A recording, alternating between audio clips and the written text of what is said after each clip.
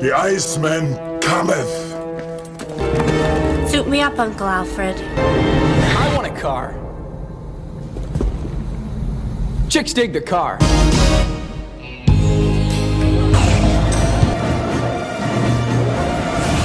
Woo! This one has been a long time coming, to say the least. We're going to get into it here in a second.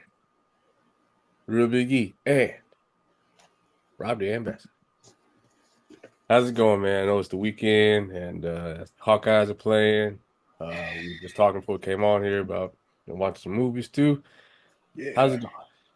It's going good, man. I'm watching my Hawkeyes right now as we record. They're down 14-10 to Troy, a team they should be blowing out. They're 24-point favorites.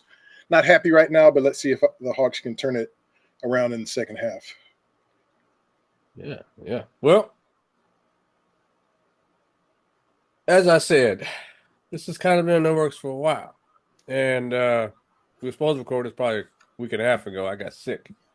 Still trying to get over it. So I'm on the back end, but now I'm ready to get this one out to y'all.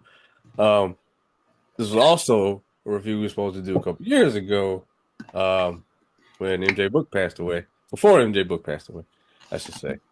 We had talked about doing it. And with his birthday recently, I thought this would be a good way to let him know up there that we still thinking about him.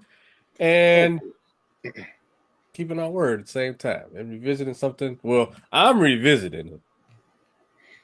Believe it or not, this is the first time Rob has seen this movie. And I think this is going to be probably one of our most interesting reviews. Now, this is not a typical review. Normally, we get on here and we talk box office, how the movie did, where we were when we first saw it. I know where you were on your couch, probably.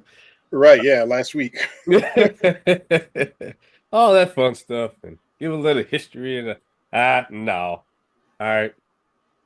This movie right here is getting roasted. Okay. Because this is just full of bad goodness. If you're a fan of the good, it's so bad that it's almost good, then yes, this is the review for you. If we round the clocks back a little bit, because this is the fourth movie in the series that started in 1989. We started with Michael Keaton, did two films. 89 was received really well, although he was not well received as being Batman, which we're gonna talk about with this Batman.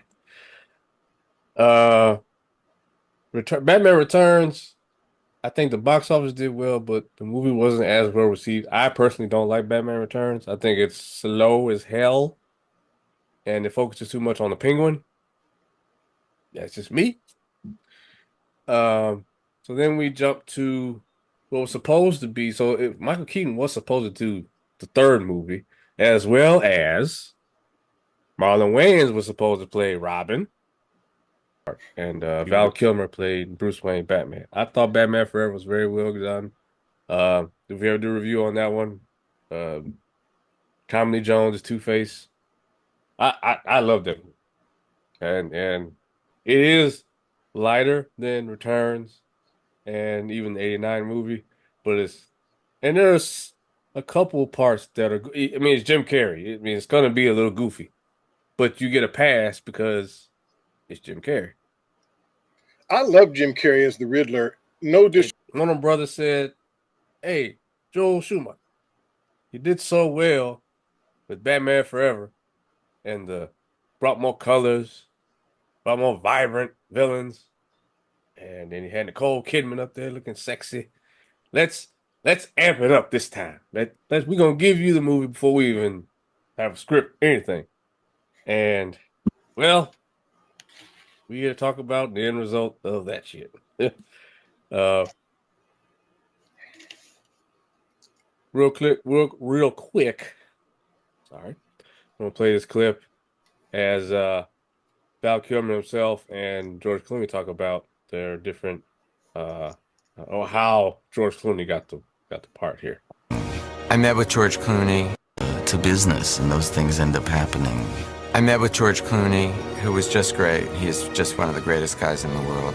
I thought he'd be a charming, handsome Batman. There's a minute there that you go, well, do I want to be the third Batman in the fourth Batman picture? That can be a little worrisome because the other three were very successful.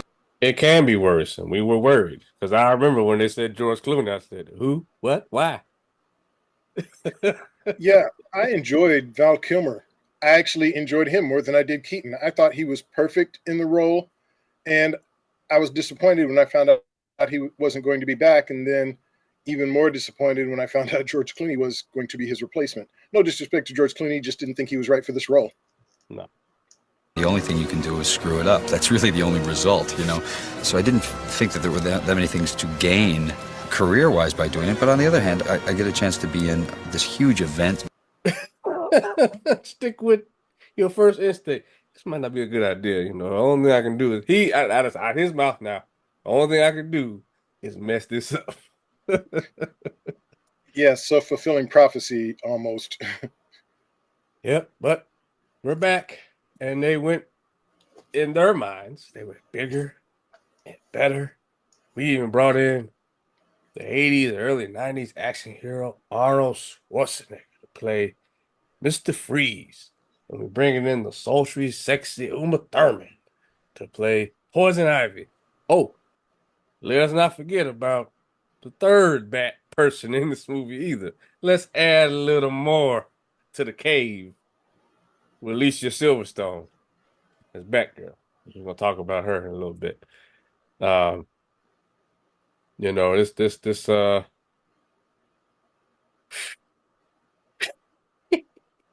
it's just look, it started out, I mean, when the movie comes on, you think you about to get what we got last time from Batman Forever.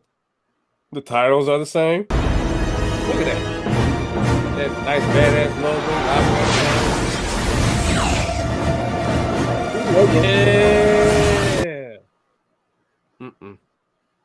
Yeah. What is the first thing that Joel Schumacher does? And I knew I'm watching this. I'm like, I know Rob was like, no, they fucking did. Ass all in the Crotch. Get the bat booty, the bat jump, bat nipples.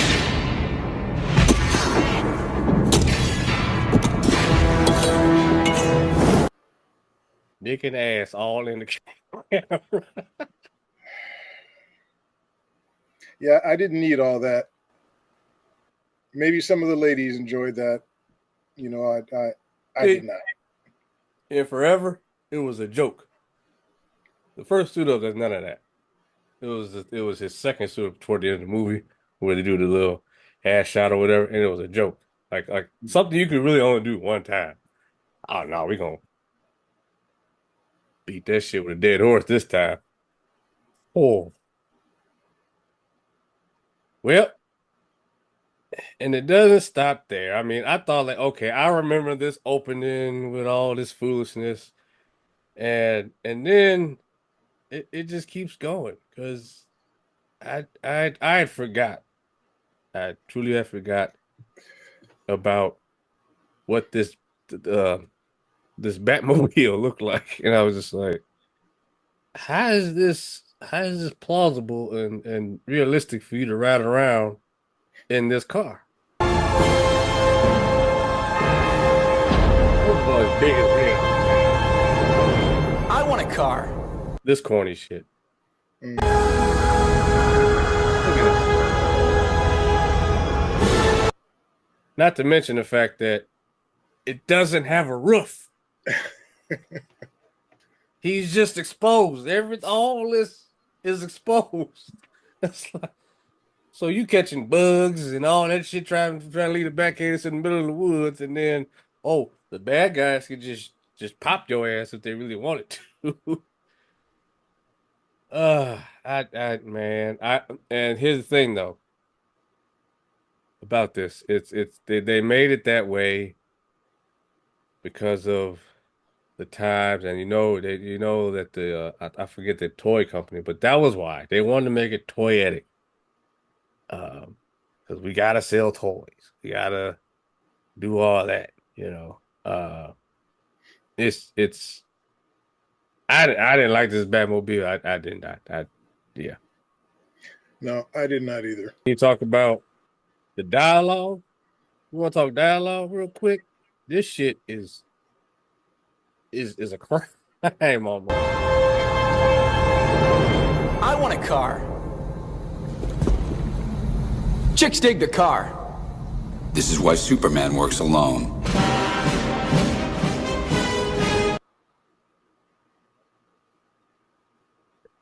That shit funny back in 1997. No. No.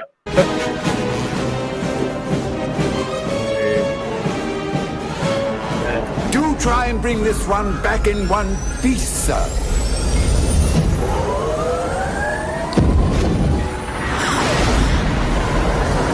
Look at that. All that's exposed. I mean, convertibles are cool, but a convertible means that you have a top that can go over at some point. At some point, yeah. Yeah. I mean, I guess he's lucky that the bad guys in this movie shoot just like, the stormtroopers in Star Wars. And can I just say, look at how much time this is taking. The suit up. How long it takes to get the damn light in the car. There's a drive that needs attention so much that they're needed. Don't wait up, Al. I'll cancel the pizzas. Jesus Christ. Yeah. And then we get to the scene with your boy. Yeah. Man. Look, I love Arnie. Favorite, but whoo. Yeah, Arnie's greatest action hero of all time. I love Arnie, but this was a tough one to watch. And this is one of the things I remember as a kid being excited about. Mr. Freeze finally in the movie. And it's Arnold Schwarzenegger. I mean, and let's point this out too. He's actually the top bill. He got top billing in the movie over George Clooney. George Clooney at this time wasn't George Clooney that we know as today. He was only really famous for ER and From Dusk Till Dawn, which we already reviewed Dusk Till Dawn, which is probably the only other time we'll mention George Clooney on this show. Great movie, by the way. So if you haven't seen it, somehow live under a rock like I actually was for a while. Go check out From Dusk Till Dawn. But there's a scene where, as they're driving, you can see Batman flip up the screen. And at that point, I knew, okay, this is Batman 66 at this point. They're telling you right off, no pun intended, right off the bat here, that this is not Batman 89. This ain't Batman Returns. Like, they're letting you know. This movie is damn near Power Rangers, to be honest with you. Yeah, I think that's what they were going for, trying to get back to some of the campiness and humor of the TV series that I enjoyed as a kid. Looking back at it as an adult, some fond memories, but at the same time, I can also look at it as an adult and say, not the best version of Batman. Not at all. So they go to the museum and they meet Mr. Freeze.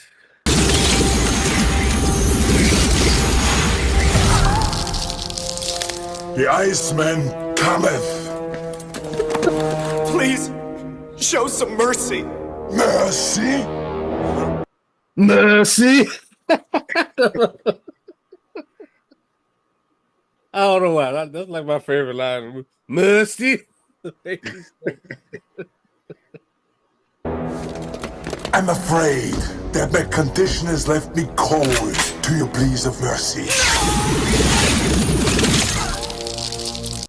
I would say this though, like when he freezes people, that shit look like it hurt. They got that right. They did. They definitely did. And I love Arnold. I love his corny one-liners. I love all of that. Somehow in this movie, they just fell flat for me. Oh, really? Well, I got something special for you. Yeah, that's one word for it. Yeah. Let's just get this out the way now, since we talk about Arnold and his world famous pun. Hell freezes over. Let's kick some ice. Hey, Freeze. The heat is on. Bombs away, Batman.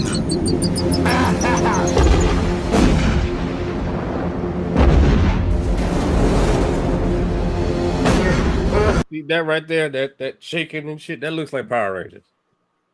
Freeze in hell, Batman!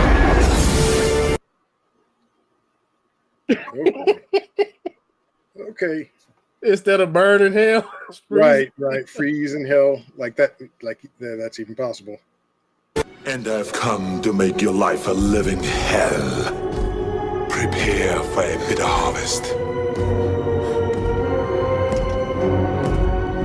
Winter has come at last. He said it before Game of Thrones did. He did. It's come at last. All right. So getting back to the scene here at the museum, because there's a lot of shit here. And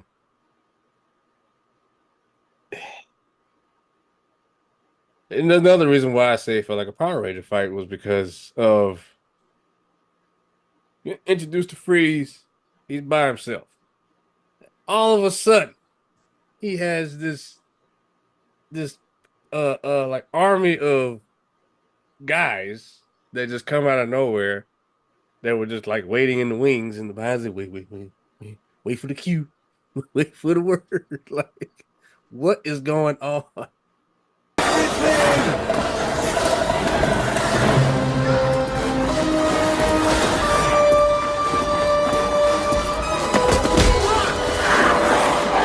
It's the hockey team from hell. Came around. Like, not even try. Like, now they're trying to fight it, but like, how many times you got to circle around? Hey.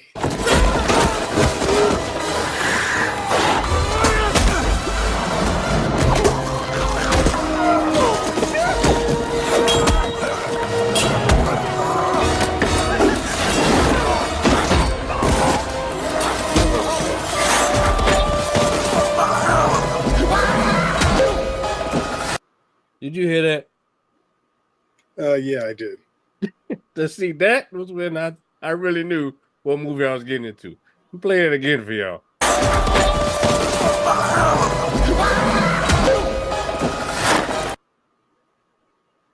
Looney Tunes sound effects and shit. Yeah.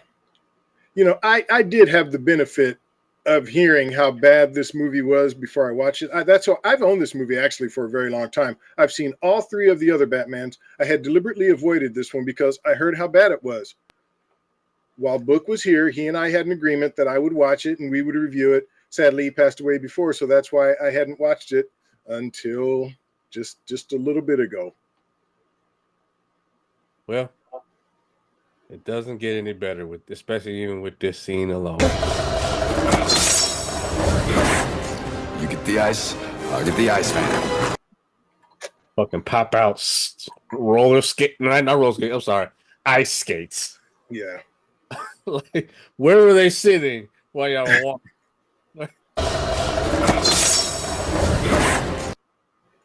But see, man, that was the crazy thing about the old 60s show. Like, Batman had everything. No matter what the situation was, Batman could pull something out of his cape for every situation. So I feel like that's what they were trying to do here. It just did not work. No. I mean, this scene goes on. We could talk about this scene for a whole hour. This shit does not end. This is like the whole opening is like 20 minutes. I was going to say that scene felt like it lasted an hour. Yeah. They go on Freeze launches a rocket ship out of the museum. They go into Earth's atmosphere. I mean, just the shit. Just there's not enough time. There's not enough time to cover all the stuff in this movie. There's just not. So somehow, some way, we just got to move along. And talk about these other characters they get introduced here. How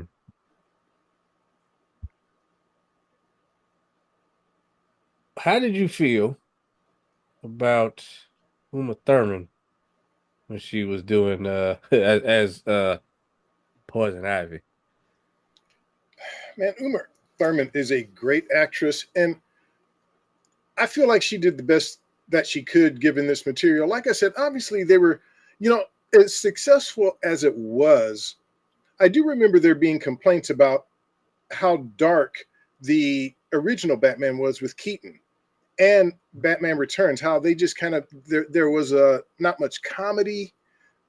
It just felt a little too dark, too brooding to people like me who grew up with the campy, funny 60s Batman show.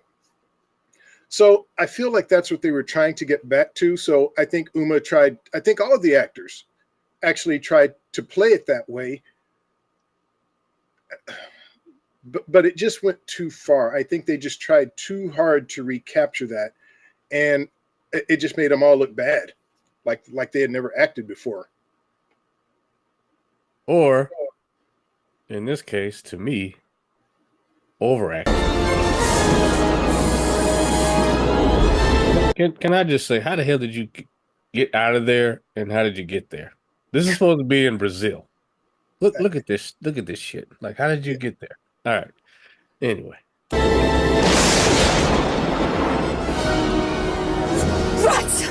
My experiment to mate the Dendronium orchid and the South American rattlesnake have failed again. But I still have high hopes for the animal. She like she on that shit. I guess you had to be to get through this movie. Man. Plant crossbreedings. If I can only find the correct dose of venom, these plants will be able to fight back like animals. I will have given Flora a chance again. Yeah, I don't know what you're talking about. Nobody knows what the hell you're talking about. Who wrote this shit that I got to spew over and over again? But this is okay. So it's somewhat is tying to the lore of Batman, because not necessarily Poison Ivy, but the character Bane is Brazilian. So I guess that's why Wayne Enterprises has a lab in Brazil. Yes. So this is where, we well, let me just play this too. Because this is how we get to meet how Poison Ivy gets created here. Sadly, I'm not good at rejection. I'm afraid you'll have to die.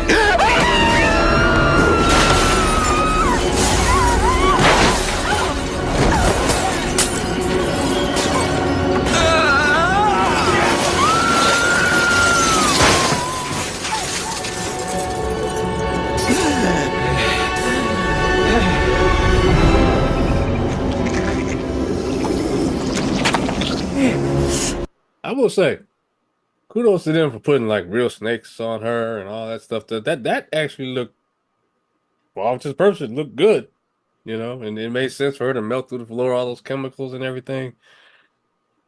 I'm trying to give this movie something, and that was, I thought, was good.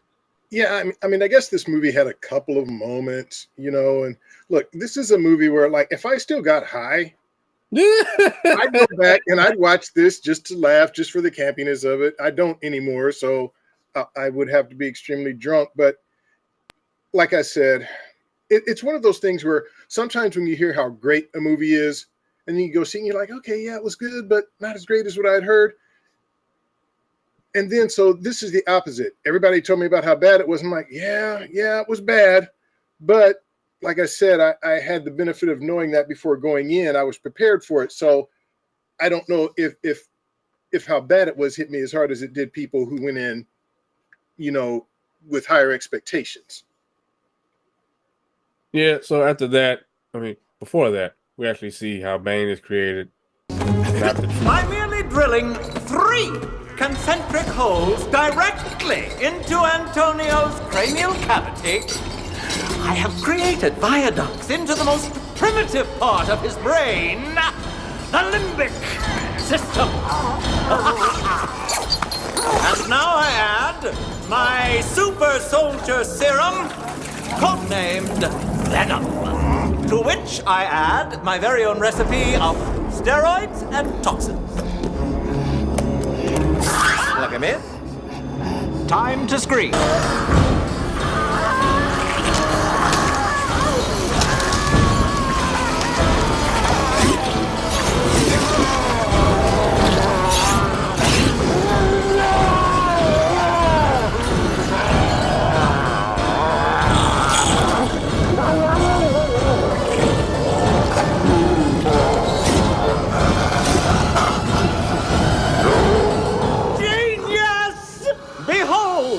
The ideal killing machine. I call this little number Bane. It's not the true story, and it's just a random guy that gets the venom put in him, and he blows up, and he's Bane. Fun fact, not Rob's fun fact, but it's a fact. This guy, Jeep Swanson, used to be a professional wrestler. He was in No Holds Barred that we reviewed a long time ago. Oh. I always thought that was a suit that somebody had on with that. That was actually him. He was just that big. You mean in the Bane role? Yeah. Well, they had something on him because he had those veins and stuff. Well, that was makeup. Makeup, but he was actually that was actually him. Okay, I didn't know that. I thought they had just. I didn't know who played him. I thought they had just put a suit on somebody, to be honest. So, okay. I mean, that's what they did. Because I thought it was like a bodysuit, but no, that's literally just a mask and then makeup. That is how big he was. If you look up Jeep Swanson, unfortunate thing is he passed away 2 months after this movie came out. I looked him up. Okay, that's sad. Heart attack. I mean, he's a big guy. I mean, that's a big dude. But, I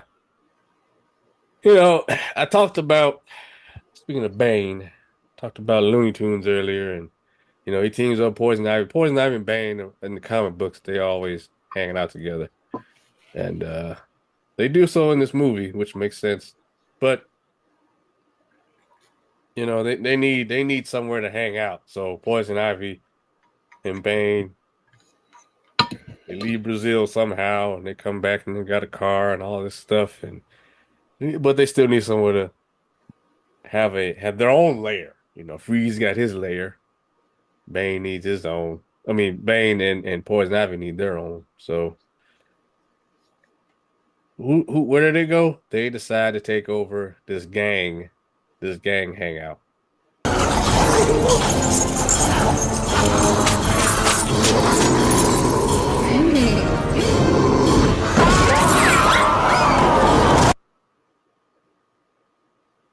What did I mean? Look straight up Looney Tunes shit, man.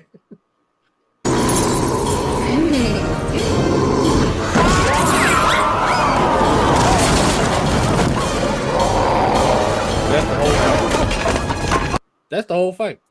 He just flings them and they leave. What is it with this body paint? Like, how long this shit would take to put on?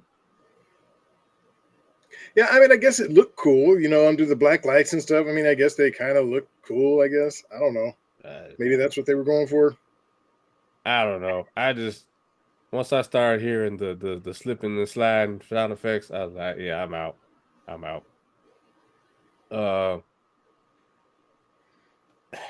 How many drinks did it take to get through this movie?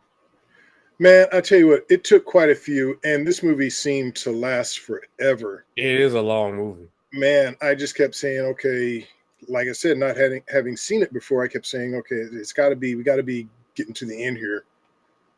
But yeah, I drank quite a bit to get through this one. And so, all right, getting to more of the story, so some of this will make sense, I guess. Barbara shows up, who is Alfred's niece, so to speak, and it also comes out that Alfred is sick in this movie. He has McGregor syndrome, which I guess is the form of their way of saying cancer, which is ironic because Mr. Freeze's wife also has McGregor syndrome, and he's trying to cure that. Alfred has it. Nobody else in the world has it, I guess. I don't know.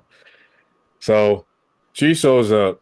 She's trying to raise enough money to free Alfred, which is like, what?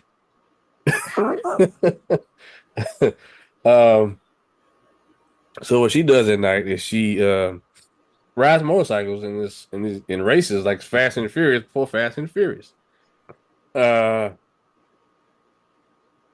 And eventually, somehow, some way, she becomes a bat person too. And I will give Joel Schumacher this. He's equal opportunity because her suit up is just as offensive as the other one, if not more. Suit me up, Uncle Alfred.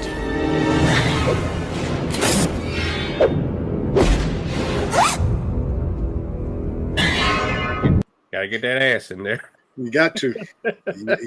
Not just the ass. I mean, they got. Yeah, I mean. I look. I guess he had to have something there for everybody. Yeah, I guess he thought, well, look, the guys can't complain now, because we got a good look at Batgirl. Yeah. They just took the chains off of Joel Schumacher in this. And Joel Schumacher was a great director. I don't know if you've ever seen The Lost Boys. I've never seen it though. Oh wow, man, that is a great vampire movie. It's a mixture of comedy and horror, and I usually don't like movies like that, but that one is great. He also directed 8mm with Nick Cage, a really intense movie. He directed Flatliners. I don't know if you've ever seen that one from the 90s with Julia Roberts and Kiefer Sutherland. Another great one. And then later on, he directed one called Phone Booth with Colin Farrell. I enjoyed that one. Yeah. He did Phone Booth? He did Phone Booth. Yeah, Joel Schumacher was a really good director. And I enjoyed Batman Forever that he directed. This was just a misstep for him. But yeah, Joel Schumacher was a good director, solid director. Yeah. Didn't hate everything in this. I'll say that, I guess. So we get to a point where Poison Ivy is pretty much poisoning the minds of Batman and Robin, trying to turn them on each other because, she's just sultry, sexy lady, and she needs to get them out of the way, turn them on each other. How'd she do it? Well, it just so happens that Batman and Robin, they're not so much. They don't really care about their secret identities in this movie. Let's just put that out there too, because they just out in public. I can't believe I'm gonna say these words, but Batman has a credit card.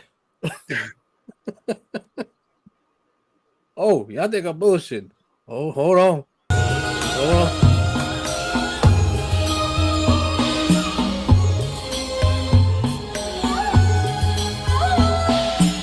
Why is she dressed up like a monkey? Maybe I have to go back and watch the scene again. Maybe there was a theme to all of this, but yeah, I don't know. At this point, you gotta just say, "What? Why not?" Yeah, at this point, I'm just like, when is this going to be over?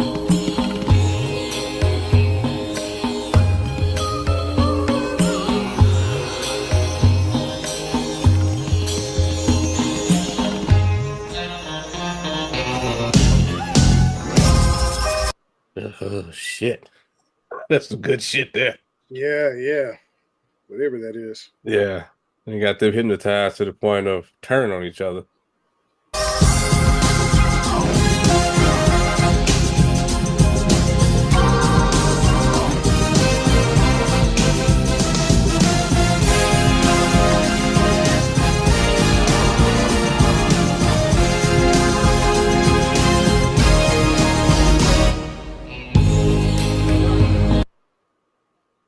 troublemaker right there.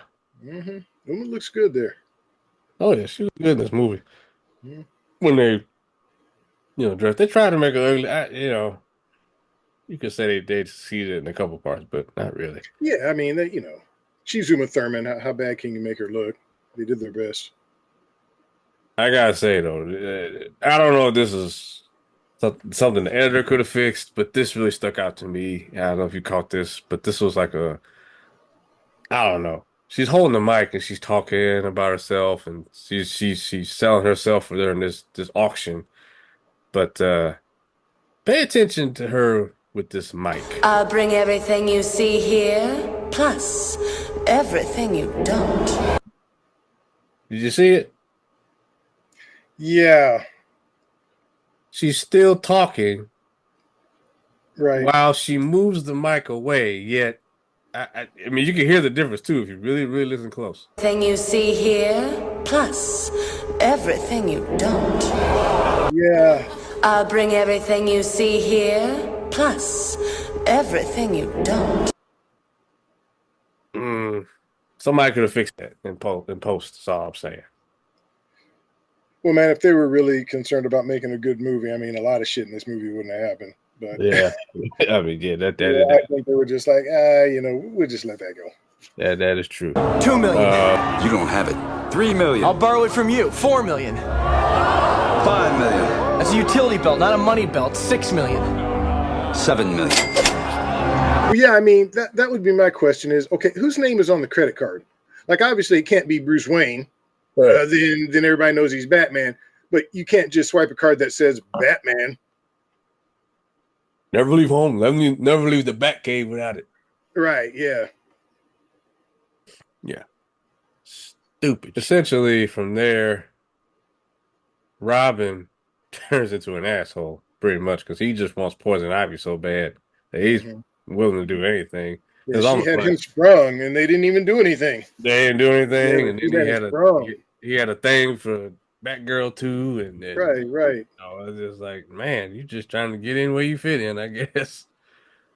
I mean, I can't blame him. Both of these women looked all right. I thought Uma better than Alicia, but they both look good. Somebody had to crash the party. All right, everyone, chill.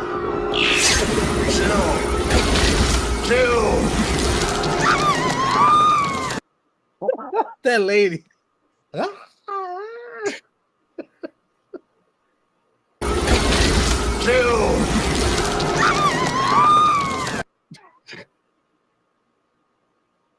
Man, it's little nuggets like that, boy, I tell you, to make this movie what it is. Or what it isn't. It is something.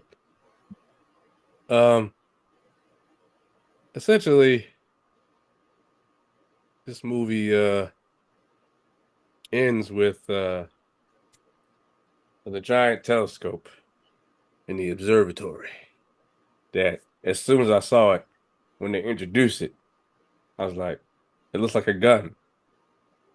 I mean, the way they show it, I just saw a gun. I didn't even see a telescope. And of course, Freeze turns it into a giant freeze ray. Freeze is Gotham.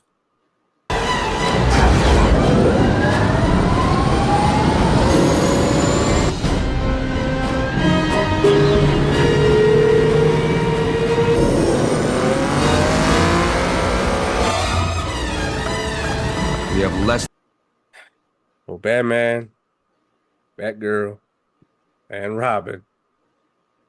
How do they somehow, some way unthaw Gotham, but using the heat from the sun and pointing satellites in a direction that will only point directly at Gotham? This unknown amount of heat that probably would kill. Would just burn Gotham down, no matter. I don't care if it was frozen. We're gonna have to do this upside down. Men. Everything the hard way. You're pretty good at this, little girl. Well, watch and learn, little boy.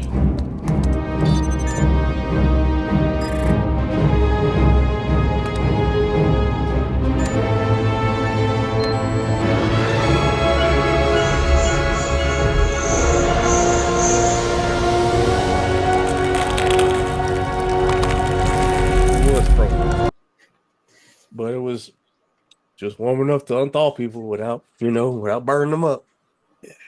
Yeah, man. At this point, I mean, if you don't know, you have to suspend your disbelief by this time watching this movie. Then hell, obviously you come to the wrong movie.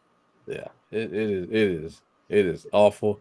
Yeah, I tell you what else is awful that I could watch 100 times over is how Batgirl took care of Poison Ivy.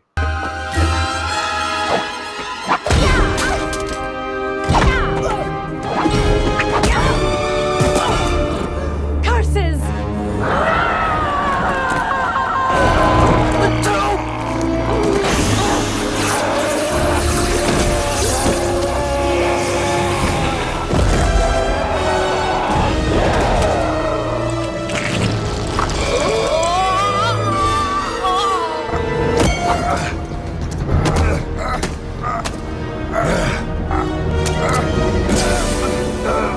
Hey, freeze.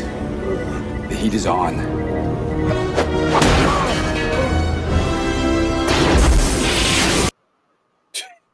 Yeah, man. The puns just don't work nearly as well coming from Clooney. Clooney Like I or said, Batgirl. man, Adam West, back in the day, man, he could deliver those.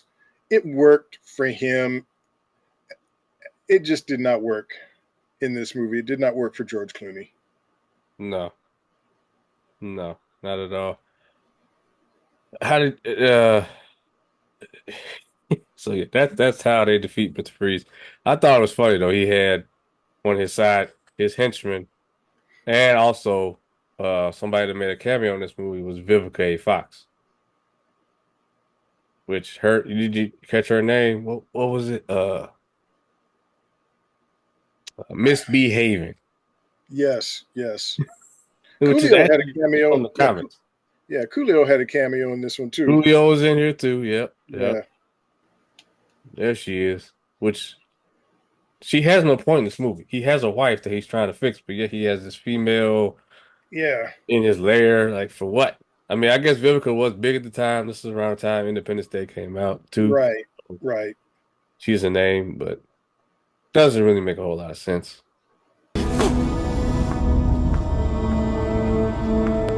Frosty! Yeah, boss. And his damn henchman is named Frosty.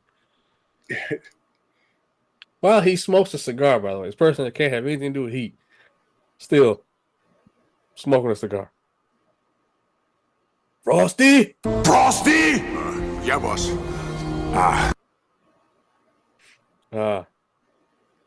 Well, just like all the other Bat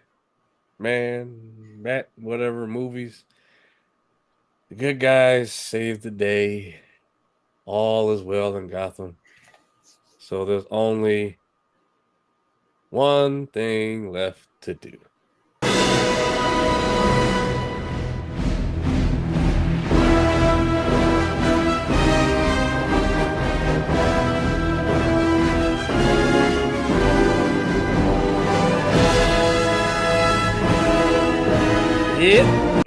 Yep. Run away from that bullshit y'all just made. Yes, and mercifully, the credits roll and the movie is over.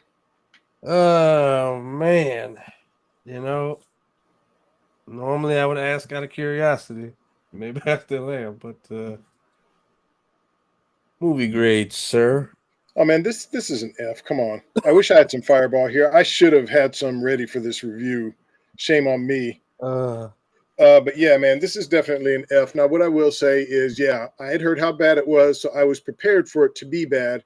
So, but yeah, it lived up to all. Well, none. Well, I don't know if it lived up to none or all of my unexpectations. But yeah, man, it was bad. This is definitely an F.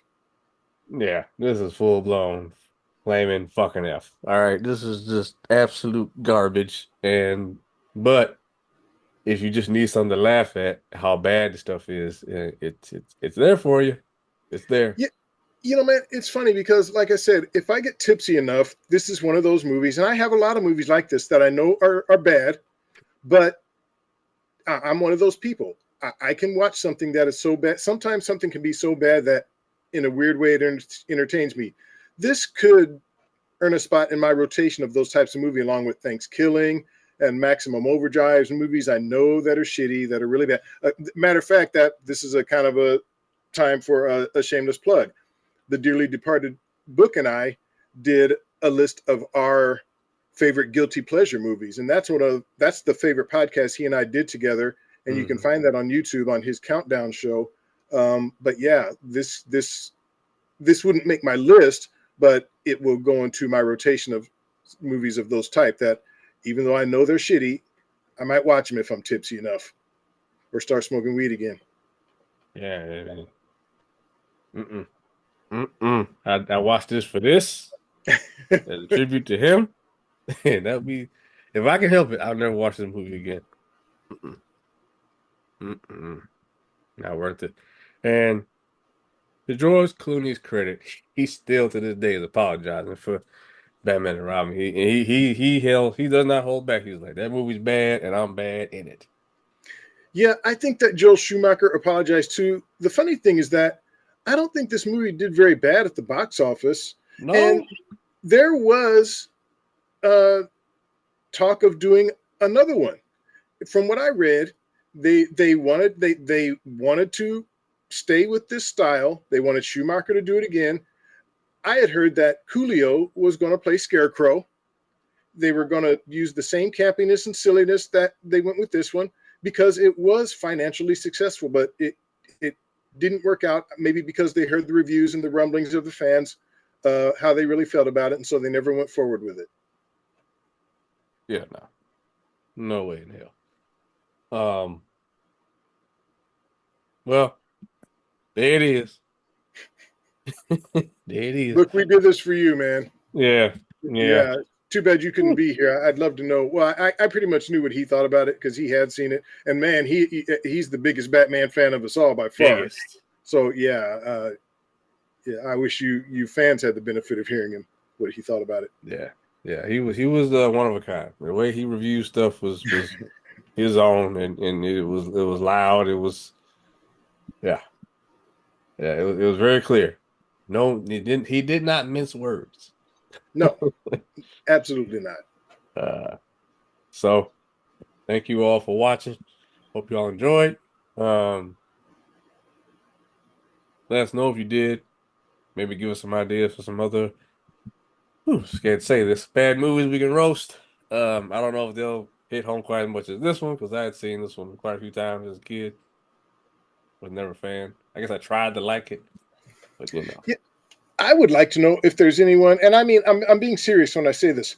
Is there anyone of you out there who actually liked this film, who thought it was a good film? I mean, really. And if so, I would love to hear why, what you saw that we didn't see. And I'm serious about that. If there's any of you out there who liked it, please let us hear that. Yeah. Everybody's got their own thing. So yeah, absolutely. It's got to be somebody. I'm sure this movie has a cult following by now. I'm sure it does. Has to. Be sure you check out our James Earl Jones tribute show. Lost a Legend, an icon. We did a video about that. Hit us up on TikTok. I've been posting more on TikTok. So I know that not everybody has time to sit down and watch the whole video. So there's clips of what we do. On there, short. I try to keep them to a minute or under. And there'll be different content over there as well that you can only see on TikTok. So also on TikTok, Third Gen Wrestling Pod. So check that out. Give us a follow, like everything, but definitely give us a follow. Need those numbers over there too, and it'll help bring an audience over here.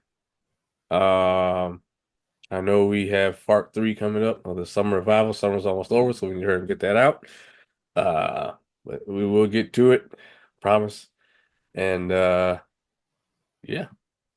that's pretty much it for now.